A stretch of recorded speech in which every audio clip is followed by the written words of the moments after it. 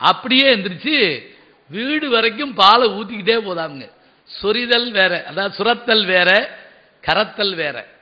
கறக்கிறதுனா இப்படி வச்சு இழுக்கிறது, சுரத்தல்னா தானே பொங்கி வருதல். வீடு வரைக்கும் பாலை சொரிஞ்சுக்கிட்டே போதான். அப்படி என்னடா ஊரு அந்த ஊருன்னு கேட்டா, அதான் சடையப்ப வள்ளல் வாழ்ந்த ஊரு. அங்க என்ன இருக்கு தெரியுமா? அவர் வீட்டில் எப்போதும் கதவுகள் மூடப்படுவதில்லை. வர்றவங்களை எல்லாம் வாங்க சாப்பிடலாம் இருங்க என்ற ஓசை கேட்டுக்கிட்டே இருக்குமா. இத அழகான பாட்டுல அந்த தனிப்பாடல் தட்டில் சொல்றாங்க. மோட்டருமை வாவி புக்கு, வாவினா குளம், மோட்டருமை வாவி புக்கு முட்டு வரால் கன்று என்று வீட்டரவும் பால் சொரியும் வெண்ணையே.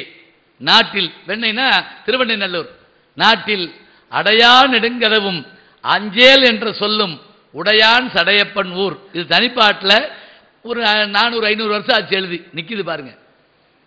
இன்றைக்கு அவங்க சொன்னாங்க எங்க வீட்டுக்கு வந்துக்கலாம்ல, நம்ம வீட்டு தான் கதவு திறந்தா இருக்குமே. இந்த வார்த்தை வேணுங்க, எப்போ வேணாலும் வரலாம், அந்த சந்தோஷம் வேணும். சிநேகன் அவர்கள் அதை செஞ்சு காட்டுவார் நான் நம்புறேன். ஏன்னா நல்ல விஷயங்களை பதிவு பண்ணணும். திரைத்துறையில் அவருடைய சாதனையும் ஆண்டுதோறும் ஒவ்வொரு நல்ல செயல் செய்த போதும் அவருடைய வயது அவர்களை தாண்டி, அதாவது பின்னோக்கி செல்லுகிற அழகையும் பார்க்கிறேன். போன வருஷத்துக்கு இந்த வருஷம் 2 பேருமே இளமையா இருக்காங்க. காரணம் நல்லதை நினைக்கிறது, நல்லதை சொல்றதும். இது அநேகமா எல்லா இடத்துலையும் ஒளிபரப்புவாங்க, கவலைப்படாதீங்க. நான் போய் சொல்லிடுறேன் எல்லா இடத்துலையும் சந்தோஷமா. ஏன்னா இளமையை தக்க வைக்கிறதுனா வேற ஒன்றும் இல்லைங்க, மனசு சந்தோஷமா இருந்தா போதுங்க. அழகா எப்பவும் சந்தோஷமா சிரிச்சு பேசி. ஒரு தடவை பேராசிரியர் நமச்சிவாயம் அவர்கள், அவரை பார்க்க ஒருத்தர் வந்திருந்தார். இவர் யாருன்னு பக்கத்தில் இருக்கவங்க கேட்டாங்க. இவர் என்கிட்ட படிச்சாரு, என் மாணவர். என்ன உங்களை காட்டில் வயசான மாதிரி இருக்காரு அப்படின்னாரு. அவர் ஓல்டு ஸ்டூடெண்ட் அப்படின்னாரு. 2 அர்த்தம். ஓல்டுனா பழசுன்னு ஒரு அர்த்தம், வயசானவர்னு ஒரு. ஓல்டு ஸ்டூடெண்ட் தான் ஒரே வார்த்தையில். இளமையோடு இருக்க வேண்டும், தமிழ் போல் நீங்கள் எப்போதும் நன்றாக வாழ வேண்டும், வளர வேண்டும் என்று அன்போடு வாழ்த்தி எல்லாரும் கைதட்டினா தான் சந்தோஷப்படுவேன். விடுறாப்புல இல்லை,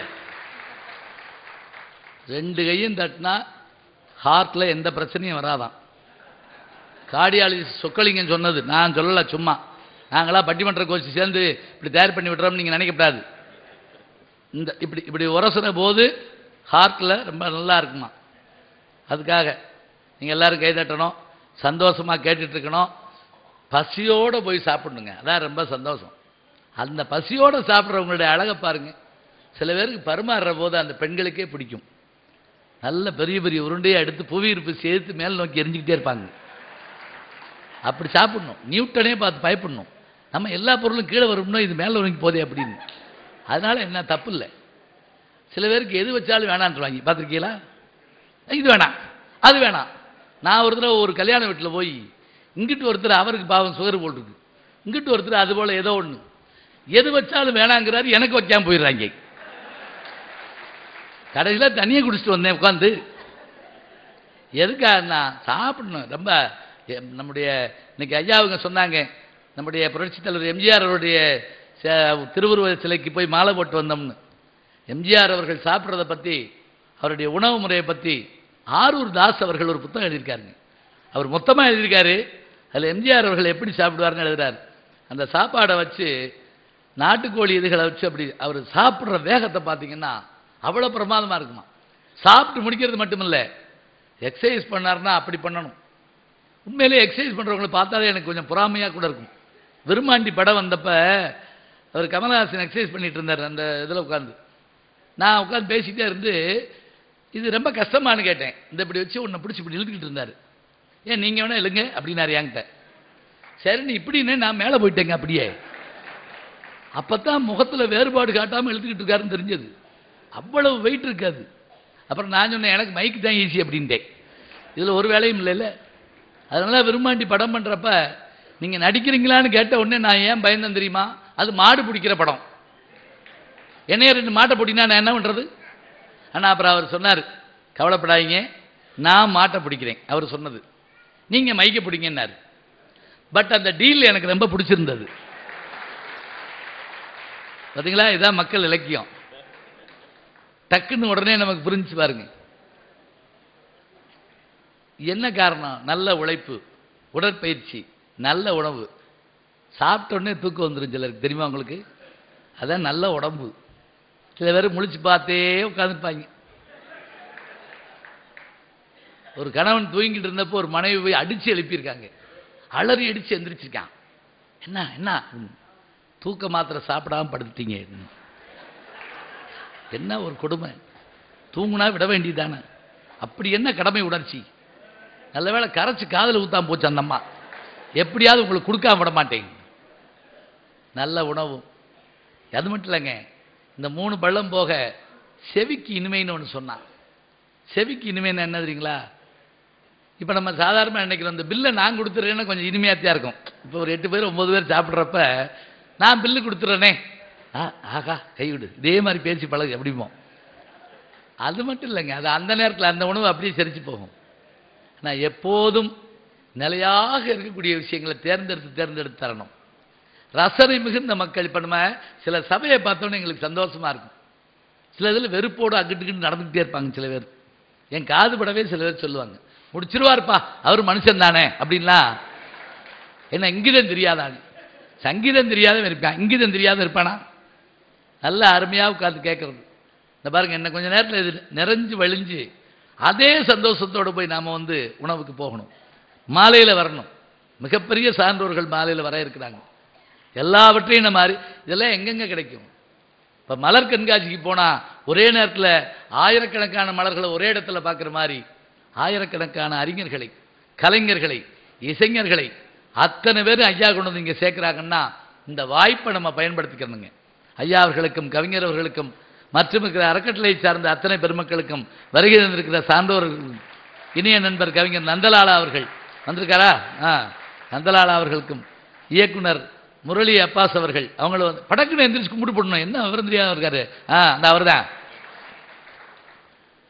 அவர்களுக்கு முரளி அப்பாஸ் அவர்களுக்கும் அந்த அவருக்கும் ஆமாம் இயக்குனர் அவர் மற்றும் இருக்கிற பெருமக்கள் அத்தனை பேரும் ஐயா அவர்கள் எல்லாருக்கும் வணக்கம் சொல்லி இந்த நாட்டுப்புற பாட்டு கொஞ்சம் நேரத்துக்கு மேலே பாடினது ரொம்ப சந்தோஷமா இருந்ததுங்க. என்னன்னா அந்த வேகமான பீட் இருக்கு பாருங்க. இப்போ நம்ம என்னமோ மேல்நாட்டுக்காரங்களை சொல்கிறோம். 2 நாளைக்கு முதல்ல எங்கள் ஊரில் அந்த வாடிப்பட்டி கொட்டுன்னு ஒன்று இருக்குது. நான் சொல்ல வந்தேன். இந்த வாடிப்பட்டி கொட்டு அடிக்கிற அடியை பார்த்தீங்கன்னா ஆடாத ஆளெல்லாம் ஆடணுங்க. ஏன்னா ஒரு பழைய பாட்டு ஒன்று இருக்குதுங்க, ஒரு திரைப்பட பாட்டு. அதில் மேல்நாட்டு கடவுள்கள் ஆடியதே கிடையாது. அந்த கவிஞர் பேர் எனக்கு மறந்து போச்சு. மேல்நாட்டு கடவுள்கள் ஆடியதே கிடையாது. ஆனால் மேல்நாட்டுக்காரன் எல்லாரும் ஆடுறான். நம்ம நாட்டில் ஆடாத கடவுளே கிடையாது. ஆனால் நம்ம ஆடுறதே இல்லை அப்படிங்கிறான். உதாரணமா நம்முடைய தில்லையிலே ஆடுகின்ற நடராசனார் நமக்கு தெரியும். அதே போல நம்முடைய கண்ணபெருமான் வாங்க வாங்க காணமென்னு இயக்குனர் மனோஜ்குமார் அவர்கள் வந்துட்டாங்க. அவர் வந்தால் எனக்கு ஒரு 10 ஆள் வந்த மாதிரி அப்படி சத்தம் போட்டு சிரிச்சு கை தட்டி கிளப்பி எரிஞ்சிடுவார். போயிட்டு வந்துட்டீங்களா? ரொம்ப மகிழ்ச்சிங்க. கண்ணபெருமான் கோபிகாசிரியர்களோடு ஆடுகிறார். சிவபெருமான் நாட்டியம் ஆடுகிறார். இசைக்கருவி இல்லாத கடவுளர்கள் கிடையாது. உடுக்கை கையில் வச்சிருக்கக்கூடிய சிவபெருமான், யாழினை கையில் வச்சிருக்கக்கூடிய சரஸ்வதி, தாளத்தை கையில் வச்சிருக்கக்கூடியவங்க, மிருதங்கம் வாசிக்கக்கூடிய நந்திதேவர், புல்லாங்குழல் வச்சிருக்கக்கூடிய நம்முடைய கண்ணபெருமான், இப்படி எல்லாரையும் நாரதர் கூட கையில் ஒரு இசைக்கருவி வச்சிருப்பாருங்க. ஏன் தெரியுமா? என்னதான் சொன்னாலும் இசை மூலமாக சொல்வதை காட்டிலும் பெரிய விஷயம் உலகத்தில் இல்லைங்க. காட்டு விலங்கறியும் கைக்குழந்தை தானறியும் பாட்டின் இசையதனை பாம்பறியும் நாம் பாரதி. பாம்பை கூட நம்ம ஆளுக அப்படின்னு பிடிச்சிட்டு போயிடுறானே என்றால் இசையின் தன்மையை உணர்வது அவ்வளவு முக்கியம். உண்மையிலேயே எனக்கெல்லாம் இசை தெரிஞ்சுக்க முடியலன்னு ஒரு கவலை. ஞானசம்பந்தன் பேர் தான் இருக்கே தவிர அது வைக்க முடியல. அதுக்கு என்ன காரணம்னா படிச்ச ஆர்வமாக அதில் ஈடுபடணும். நிறைய விஷயங்கள் பேசலாம். நம்ம இன்னைக்கு நம்முடைய தலைப்புக்கு வருவோம். இன்றைய தலைப்பு என்ன அப்படின்னா, தமிழ்ல